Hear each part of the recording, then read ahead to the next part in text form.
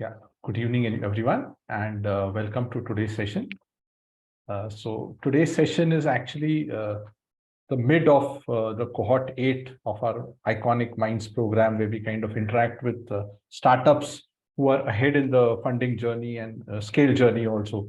So we have two startups today whom we'll be interacting with. I had shared their profiles also with you. One is Chandra Prakash Joshi from ixamBee. ixamBee is a edtech startup. They train students for government exams, and it's almost a 5-year-old startup, and they've raised funding from Sarthy Angels Network, SAN, IPV, Mumbai Angels, Jito, and currently at a ARR of close to 7 crores, right, CP? Close to 7 crore ARR.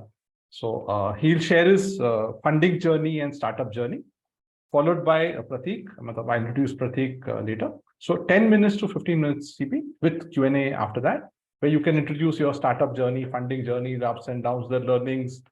I've had different feedback from different founders of how they kind of scaled the funding mountain or who kind of enabled it. So love to know about your journey, CP. We've got around 7 startups from cohort 8 and a few of others also, and mentor investors also in this call. So we have 2 mentor investors and 6 to 10 startups per cohort, and cohort 8 is running, and cohort 9 is announced of our Minds program, where we kind of claim we make startup fundable, the only program in the world to make startups fundable. And of course, it's a strategy-based program, so we try to find gaps. What are the 2 to 3 critical gaps which a startup should fill, starting from problem understanding to know your customer to solution validation in that VP. And we have a demo day, which will happen on the 23rd of March for this cohort. Yeah. So over to you, CP. Thanks for obliging to attend this session. Yeah.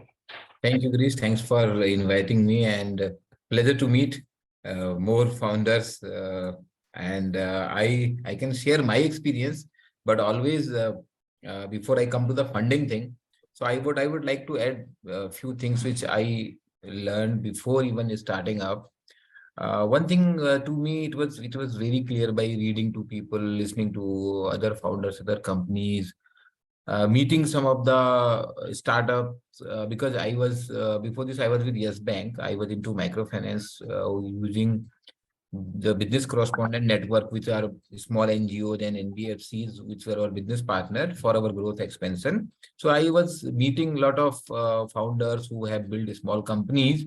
So one thing which I learned, and I'm not saying that exactly this is the only way, is that these people are very committed, very in love with their work. So I think that is how somehow I could also relate that most important is we love our work and we really want to do it. Rest of the things will follow, because before we come to money, I think initially building a team also is a challenge. And it's a chicken egg story. You bring good people, that will bring good money, or you bring customers, that will bring good money, or you bring good capital, and that can attract your team also, and that can attract maybe initial set of customers building the product. So again, the story may be different for different people, but I was of that style, or maybe my capabilities was that initially I will invest first my energy in building a product, and then we will talk about building a funded startup. So initially we put some own money, and it was a decent money. 3 of us founders, we started with 50 lakh rupees.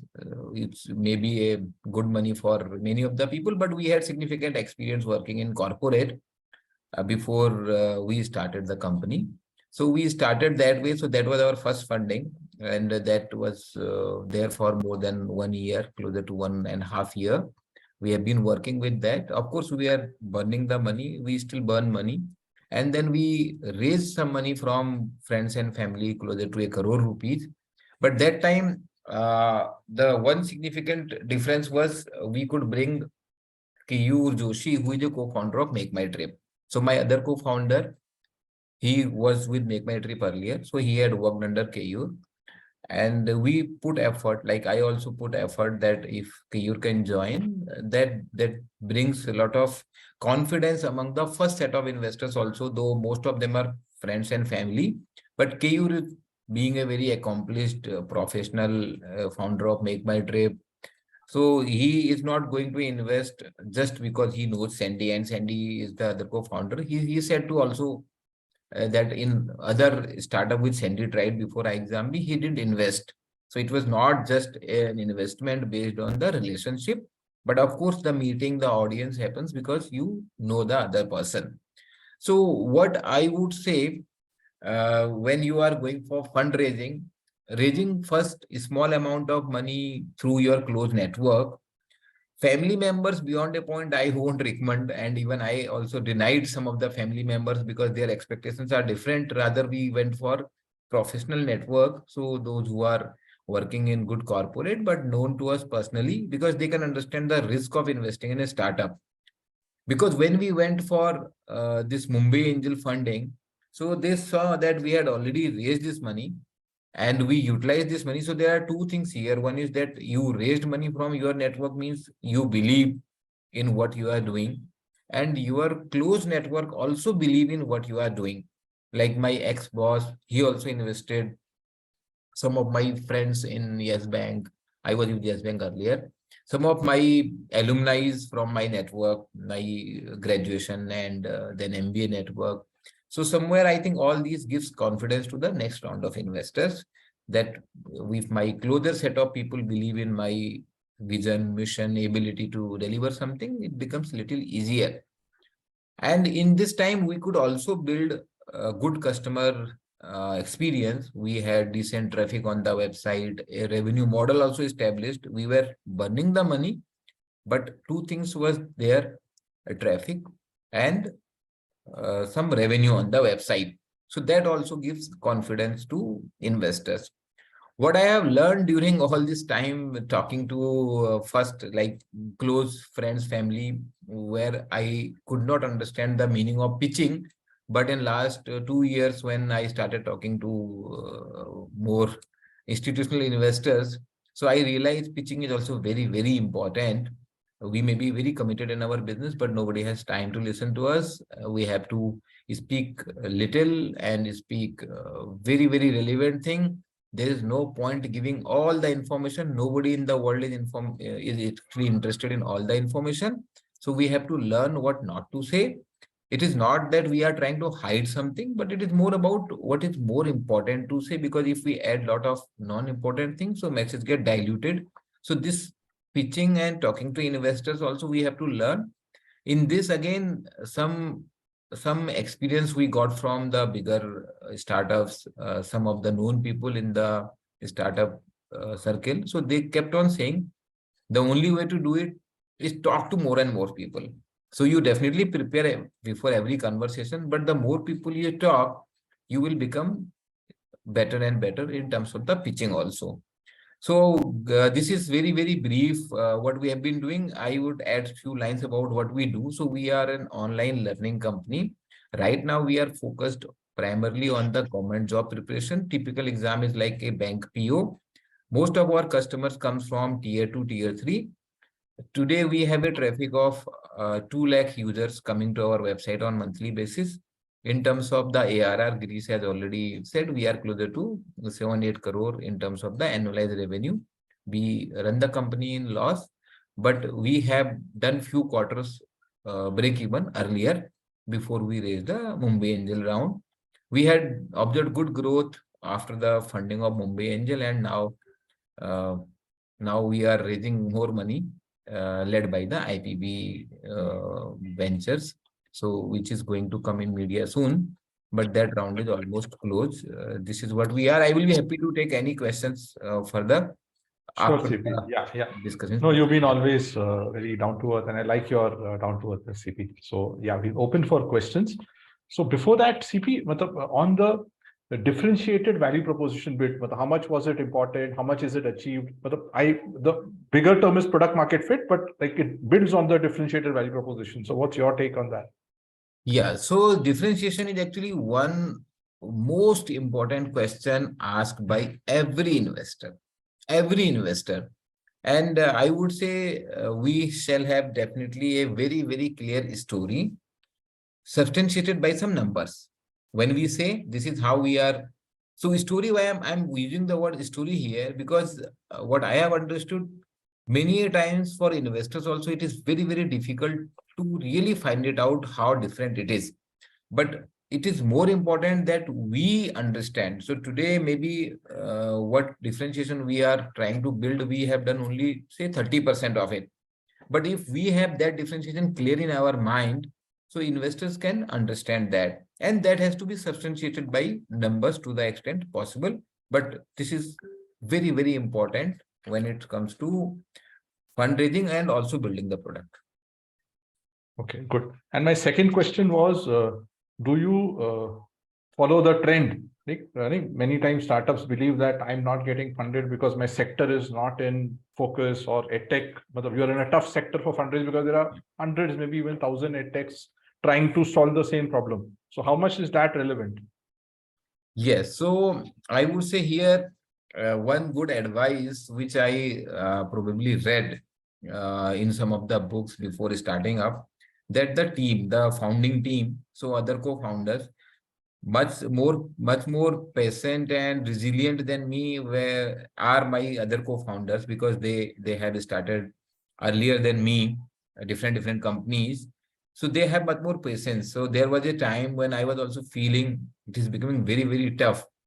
So they were like, "Nee, we are doing something, we have reached to this level, so we will further grow." So time has been always very, very challenging for us. And I don't consider that fundraising has been our biggest strength. But at the same time, when I talk to people in VC world also, and also when we listen to people, any successful entrepreneur, so they also say if you can bring customers money, investors money will follow. So we have been believing on this ideology, but at the same time, we continue talking to the investors. Good. Very good, CP. Yeah, good. Yeah, so we are opening for questions. Request anyone who has a question to raise their hand so that I can moderate it nicely. Vivek, you can ask your question, Vivek. Yeah. You can unmute and also turn on the video and then ask your question. Sure. Go ahead, Vivek. So I have two queries. One is like how many years or months you had to struggle for funding, and in which stage your startup got fund for the first time, or maybe seed. Yeah, so as I said, because the first funding we raised from our own network, and that was closer to after 1.5 years we started. And that time our revenue must be, I'm just thinking, maybe 2-3 lakh rupees a month kind of revenue. That is when we raised, but there is no exact timeline. And moreover, when the money comes from your closed network, so that is mostly because people trust in you, in your ability. So that is the main reason for the funding. Your numbers are going to be very, very small there. We called this seed round to the Mumbai Angel round, because we thought that is the seed money for us. But by that time, we were on a monthly revenue of closer to 15 lakh rupees. And 1 quarter profitable also, so they could realize. And we are in edtech business, which is actually becoming very crowded and very tough to raise money, right? So that was after 3 years of starting the business. Great, thanks. Another question followed by this. Like you mentioned that you have to have a story which is backed by the numbers. So numbers, you just shared. And what is the story that you sold? So in my case, because our focus is on tier 2, tier 3, that is very clear. So we have been focusing on student coming from tier 2, tier 3. I also have good experience of working in these market. I myself coming from a small place, so people could realize that I understand this market very, very well. In terms of the differentiation, so some of our numbers have been unique. Our ticket size is high, about 10 times higher than the competition. So we do not sell the mock test. If we see most of the edtech platform, test prep platform, their primary product is selling of the mock test at a average price of 200 rupees, while we provide mock test absolutely free, and we have been selling complete online learning courses. Our average ticket size closer to 6,500 rupees. So this differentiation, people could understand that the focus area is different, the average ticket size is different, and then the ability of the team. Many of the edtech is strong in technology, but they are actually not investing that much in the content. But everybody could realize our content team is very strong. One of the founder coming from their side, content side. Great. Thank you. Yeah. Any more I questions? could answer, yeah. Yeah. Any more questions, anyone? Hi, Mahendra here, Girish. Hi, man. Go ahead. You Yeah. can turn on your video also if possible, Mahendra. Yeah. Okay. Okay. Okay. Yeah. I have a question regarding the valuation thing. Okay. So during the this pre-seed revenue or a seed revenue, pre-seed or seed time. So how do people value the company? So we are. I'll tell the case directly. So we are kind of validating our prototype, and during that process, we had got some revenue. Will that be considered as a multiples of revenue, or else other factors involved in valuation? So So- this revenue is coming regularly, means every month you are getting revenue. Yes. Then it is revenue, because if you are getting repeatedly, not that one or two customers bought it, but every month you are adding customer, then it is revenue. And at very early stage, it is the valuation. Even at later stage also very subjective. For listed company also, we know the valuation of say Zomato or maybe Adani few days back. So valuation is always subjective, but it is much more subjective in the initial stage, because that time we have very limited number of customers, very limited revenue. So it all actually is the call of the investor primarily. Primarily the investors call. So if we believe that I need small money and I can start my business with a small money. Say for example, we deliberately took 1 crore only in the first funding. I could have managed 2 crore that time, but I was not interested in diluting more, because I thought 1 crore is such a good amount for us that we grow from here, say 3 times, 4 times in our revenue, and then I will raise at a higher valuation. And same way we did it. But at the same time, suppose you feel, no, 1 crore is enough, or 50 lakh is not enough, 1 crore is not enough, I need to raise minimum, say 2 crore rupees. You have to dilute little more. So don't worry, because what happens in longer run, no, as the company grows, it doesn't make much difference. Dilution doesn't make much difference, because if you are able to build it, say after 4 or 5 rounds of funding, whether you have 10% or 15% or 20% as a founder, or even 5%, it won't make much difference, but your companies may not survive. One case, maybe say 100 to 100 crore company, you are owning 30%, or maybe you are a 5,000 crore company, you are owning 5%. So you know the mathematics, that percentage won't matter much if you are able to raise money, and from qualified people, those who can help you also raising money and building the business. So in our case, because KUR was there, so that was very, very helpful. Valuation is very subjective. Anything ranging from say 3-4 crore to 10-15 crore for the first funding will be good. So yeah, so you took that, you had a 15 lakhs revenue month on month, right? So that's the same problem with us. So if we multiply it with even a 10x or 15x, it comes out to be 1.5 crore to 3 crores maximum, right? So raising a 1 crore will be a majority chunk of more than 30% will go off, right? No, but this 15 lakh is, you said this is the yearly revenue. Monthly. Monthly. Okay. So not a problem. No, your yearly, because when we say ARR, we annualize it. So it will be annualized revenue is say closer to 2 crore in your case. 1.5 to 2 crore somewhere.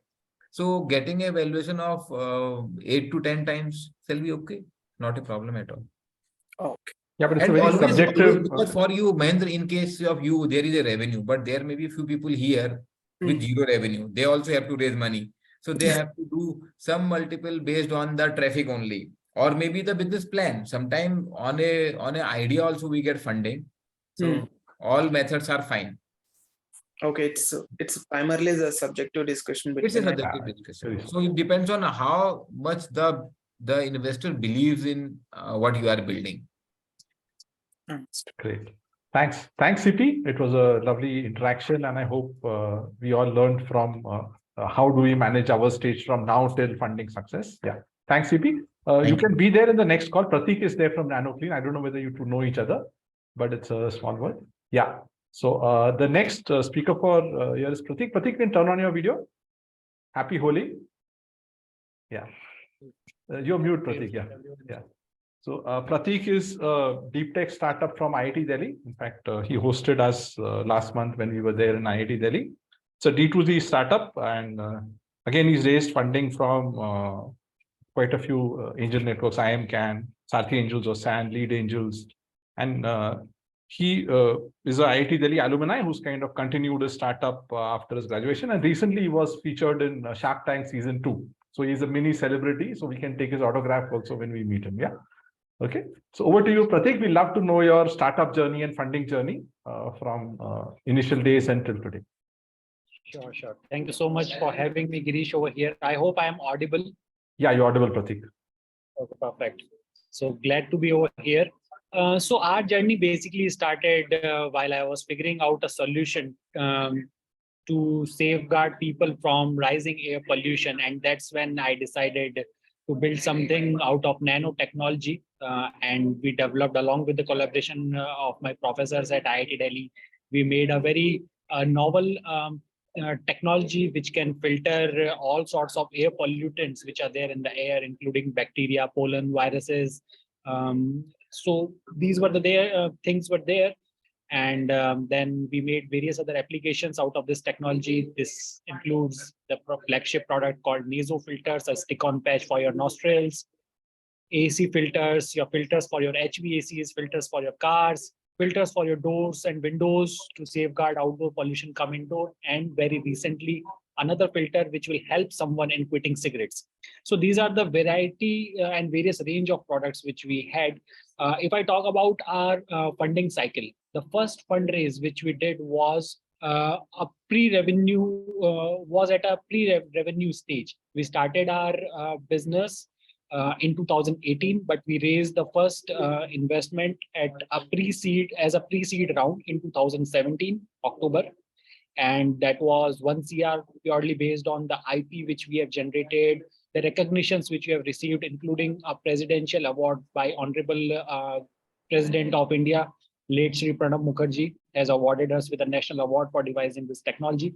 So at that stage, we raised our first round. In 2019, we raised subsequent round of 3.75 CR. That round we executed through Let's Ventures platform, where the Chennai Angels, 91 Springboard, and a few investors based out of Kuwait also participated.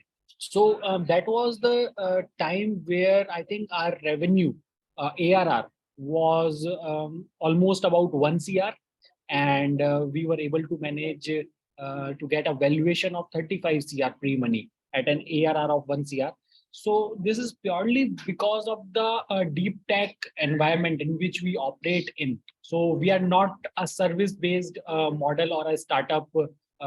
We don't have any application as such. Our technology is the core nanofiber technology which goes inside the filters, and the patents are there along on the lines of this technology in India and abroad. So all these things together strengthen our story of justifying our valuation. And very recently, when we raised our round through Sarthy Ventures, so that time I would say that was the most trickiest time or the most trickiest round in the past which we have executed.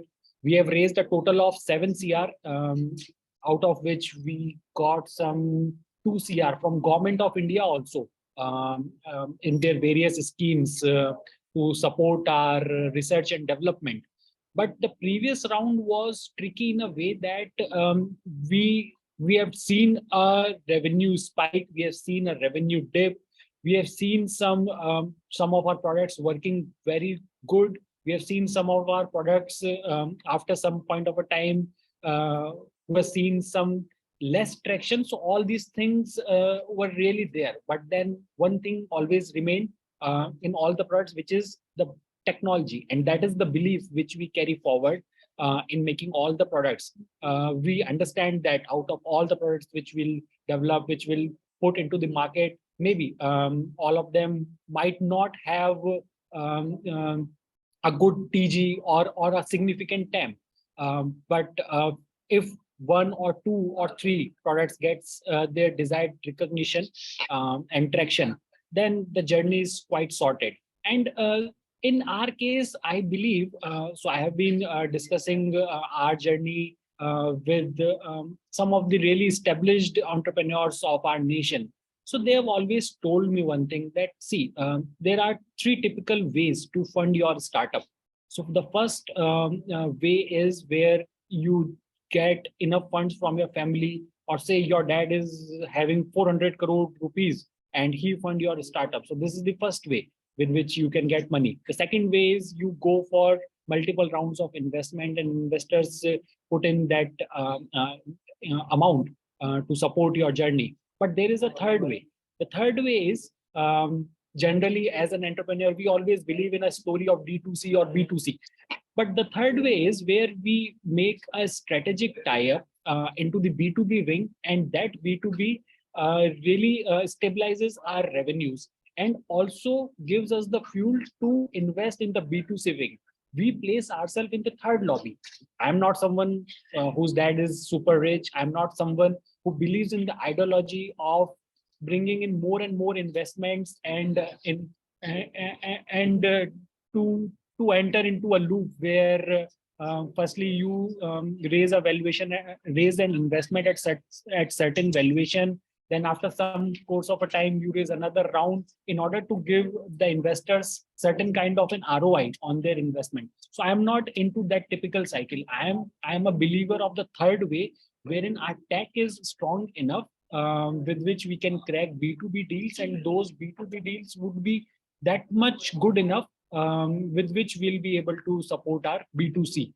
So our objective, our vision is like that, if somebody will ask me that, okay, Prateek, how can we see your startup becoming a 1,000 crore startup? So my objective is very simple. That was, my technology has these applications. If one of these applications get clicked, 1,000 crore is just like a few months or few years away. And I am working on to that thing. And then the other products, the other visions which I have, I think the B2B tie-ups which I'll have, those things will be able to support my B2C endeavors. So this is how I think, and I don't think this is a very a common ideology or a psychology of an entrepreneur, but I am a firm believer of this thing. And thanks to Girish for telling me one more, for adding one more information into my knowledge, which is to work in a direction where we'll make profitable startups. Or profit, we generally tend towards making a unicorn, but we forget that after all, this is a business. So you need to think towards the profitability also. And if you can make a profitable business, if you can go beyond 100 CR of a revenue, you can always go for an early IPO. So I really like the strategy which Girish, you just told me in the last meeting. Thank you so much for that. No, thanks, Prateek. And I call it sustainable unicorns, and I believe it's an era shift. In fact, that's what was my basis of my talk also in IIT. Enough of this funding loop, because everybody loses. Founders under so much pressure to kind of hype up valuation, and at times even fakes books to get that valuation. And who won? Did Sequoia win? Did Go Mechanic founders win? Nobody won in that game. Everybody had a bitter taste. So why should we play that game? Let's play a game where we can build an Infosys with Narayan Murthy also was challenging founders. Okay, boss, this is a valuation. What he called was I'm forgetting the name, but he recently published, and he was challenging. Okay, do you have the capacity to build even one Infosys out of 100 unicorns? And I believe that's a challenge we should all take. We should build at least one Infosys type, whatever we call it, organization out of so many unicorns which we have, and that should be the vision which every founder should have. So I'm happy you like it. So open for questions, everyone. I know it's a deep tech startup, so backed by IP. So therefore, the potential, or not many can have an IP from early days, where you can then raise money pre-revenue also. But happy to take questions from all. What about the Shark Tank? How much funding you got from Shark Tank?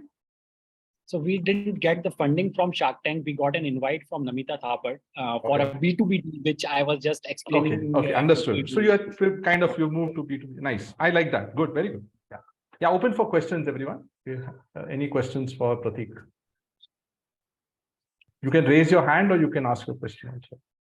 And turn on your video while you are asking. Even our mentor investors, happy to take your questions also. We've got mentor investors also here in the call. Happy to. Yeah.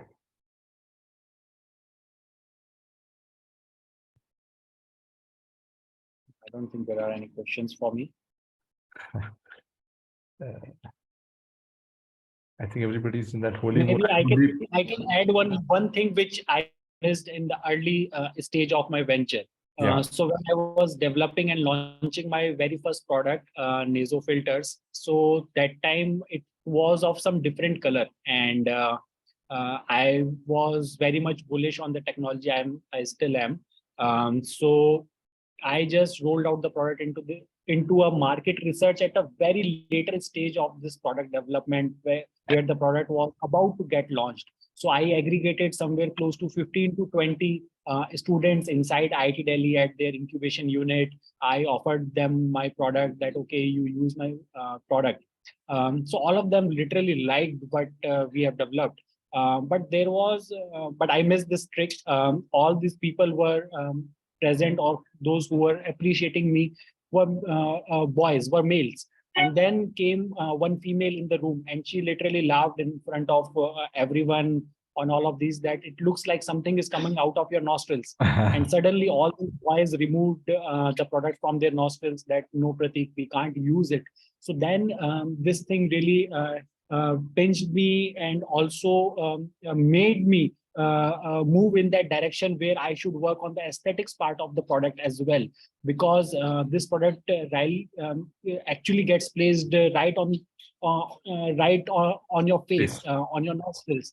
So aesthetics and colors of this product is also very much useful. So here is an advice for all of you, that do not ever miss your or skip your market research part. Do as much as sampling in order to get feedback for your initial prototypes before launching your product in the market. So again, from the Girish presentation, Girish, you have mentioned that we shoot, then we aim, and then we target. So this should be other way around. This should be other way around, where we plan things upfront and then we shoot. Perfect, Prateek. Yeah. Any questions? Yeah. This is Saroj, one of the mentor investor. I see, very right thing you said about something very early. You are realizing being profitable is better than being unicorn. But you know, I myself is a valuer. Okay. So now coming to this question, my question is, you know, when you say unicorn, it is unicorn because it is profitable at some point of time. Okay. No startup becomes unicorn if it is never profitable. It is always the timing. It is all about the timing. So do you have any crux point, where to say enough of growth, let me look at profit? Have you visualized that scenario? Because when you have a business model, when you have a projections, you need to have that crux point, that point where enough growth, enough, you stop, now I look at my cash flow. Because no startup, in technically speaking, or even by legally speaking, no startup can be, or no company can be unicorn if they can't see profit in future. They have to see profit in future, because all investment has to have a return. What we spend has to come back with some time value of money. It has to come back. So maybe a dynamic model becomes very important. That means if I lip and brown, I grew with investors' money, it would take me 7 years, 10 years to turn profitable. No, I am getting a lot of money, but at third year, I want to make myself profitable. Growth is enough. So kind of model, do you have anything like this? So So we do have model, not a model where we see that we'll raise multiple rounds of investors in investments in order to make ourselves eligible for that unicorn tag. Before answering to this question, I want to give one insight which was shared to me by Mr. Dipinder Goyal, the founder of Zomato. So I happened to have an interaction with him some time back where I appreciated him to be that unicorn founder. And he said that there is nothing to be happy about being a unicorn founder. I like a budding entrepreneur, asked him that, sir, why? He's my senior from Yes. IT Delhi. I asked him, sir, why are you saying this? We all are very much proud of your unicorn tag. He said that once you will attain these tags now, so the expectation of the investors is as such, okay, if you have raised it at 1 billion valuation, you should now raise at 1.5 billion valuation. Then the 1.5x billion valuation investor would expect you to raise at 2 billion valuation. So this is a loop which an entrepreneur has to enter, and that loop is not a happy loop. So this is the words of Mr. Dipinder Goyal, the founder of Zomato. So I think that's why I encourage and I like the strategy and the ideology which Girish mentioned, that we should make sustainable unicorns where or maybe list ourselves at an early stage as compared to other companies. Maybe after becoming 100 crore ARR companies, we can file for those IPO listings where the investors gets their desired exits. So generally, typically, these are the options with which we give exits to our investors.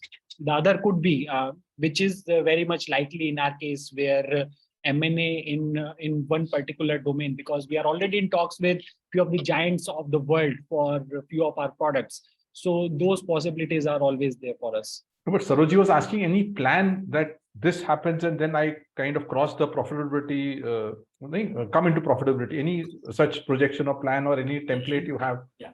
Any template? Can you have a my plan is?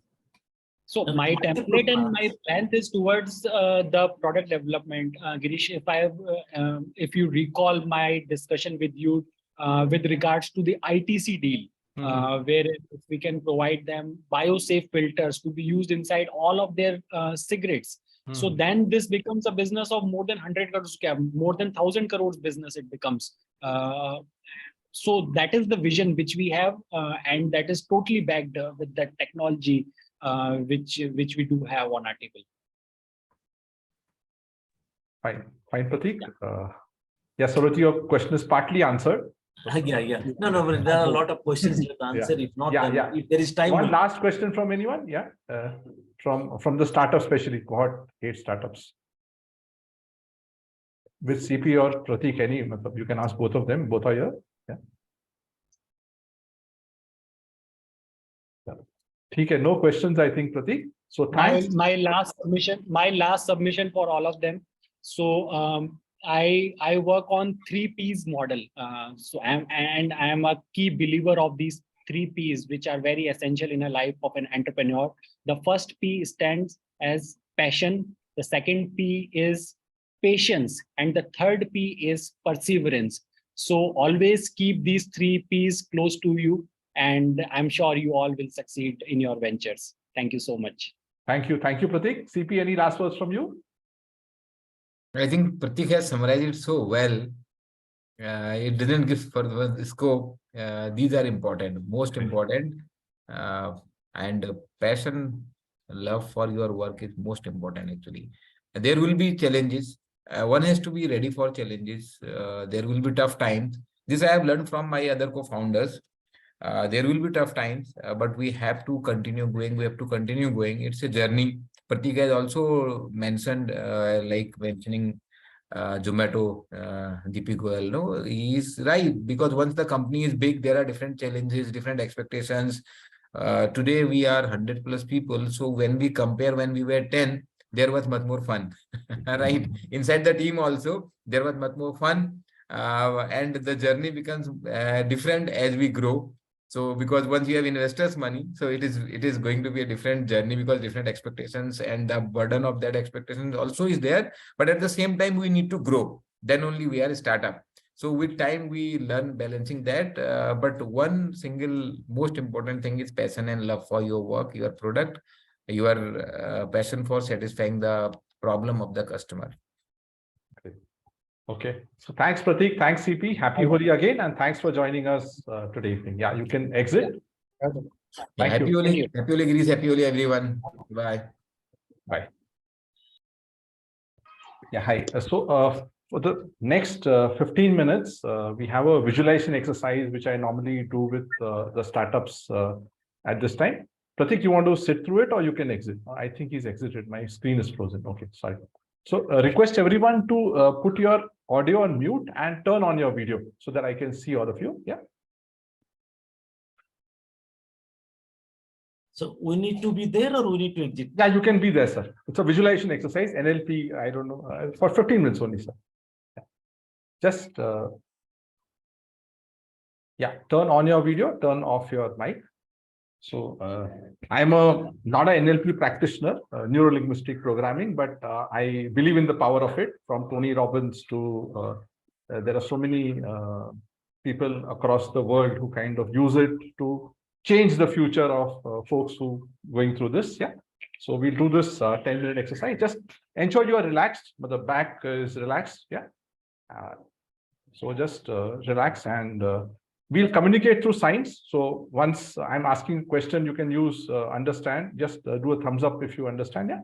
And you can turn, close your eyes. Yeah. You can close your eyes and just relax. Yeah. Just feel the surroundings. Yeah. Close your eyes, feel the surroundings. Breathe in. Breathe out. Just watch your breath. Just watch your breath go into his nostrils and then come out. And as you watch your breath, you'll find that it's slowing down. So just allow it to flow. Allow it to slow down as you start watching your breath. Breathe in. Breathe out. Breathe in. Breathe out. Breathe in. Breathe out. Breathe in. Breathe out.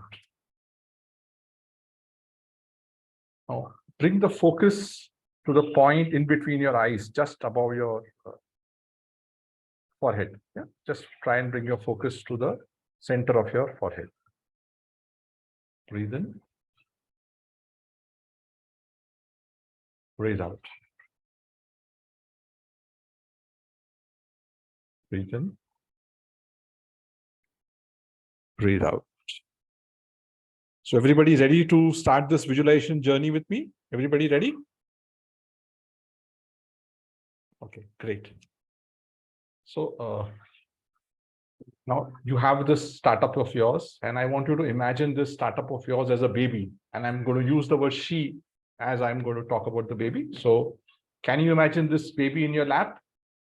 You can even name it, which is your startup name, FlixBuddy, Ohapo, Work.life. You can even name this baby who's kind of sitting in your lap. Can you see that baby in your lap? We are imagining a baby in our lap and you've given birth to it. Yeah. And you're kind of seeing it now. Just describe a few features of this baby. Yeah, you can see this baby, right? Just describe it to yourself. What does this baby look like? It's a cute baby. Yeah. Just say a few features. Say 3 to 4 features of this baby aloud. This baby is. This baby is. This baby is. So when you're seeing this baby, some emotions are getting generated in you. Yeah. So just watch those emotions. There may be emotions of happiness. There may be emotions of achievement. There may be emotions of worry. What will happen to this baby? What will she do? So just feel those emotions. Just describe them to yourself. And once you are clear on those emotions, you can even say them aloud. That I'm feeling dash. I'm feeling. Just say this emotion out aloud to yourself. So you're playing with this baby, you're cajoling it. Yes. Breathe in. Breathe out. Breathe in. Breathe out.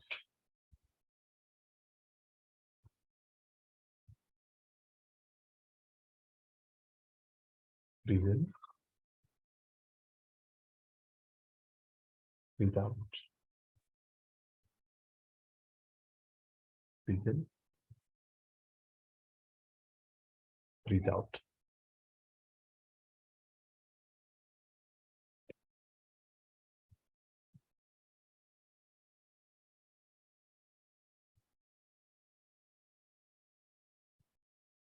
So now we'll be doing time traveling.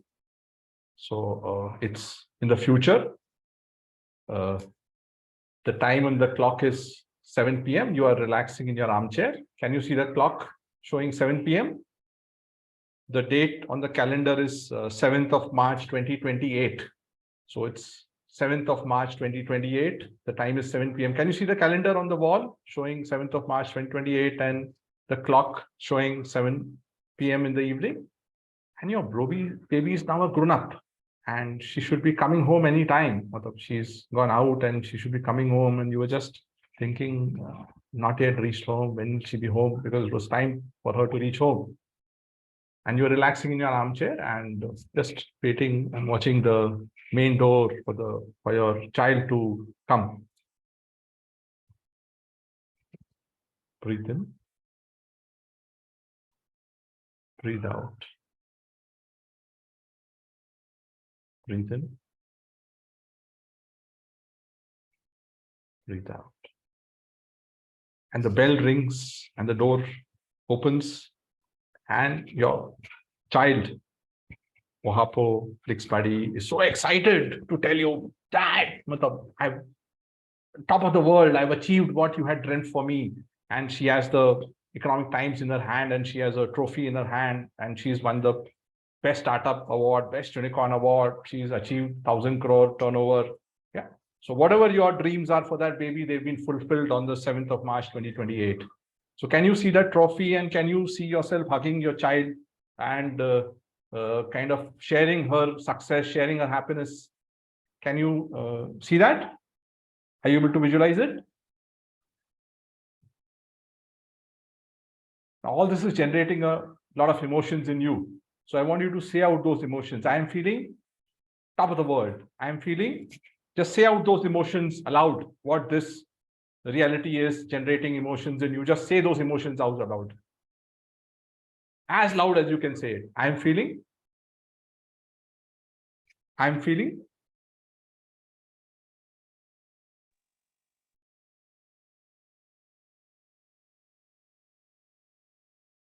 Breathe in. Breathe out. Breathe in. Breathe out. Breathe in. Breathe out. Now just repeat after me and as loudly as you can. This is my new truth. This is my new truth. My new reality. This is my new reality. This is my new reality. I am declaring it to be true. I am declaring it to be true. Breathe in. Breathe out. Breathe in. Breathe out.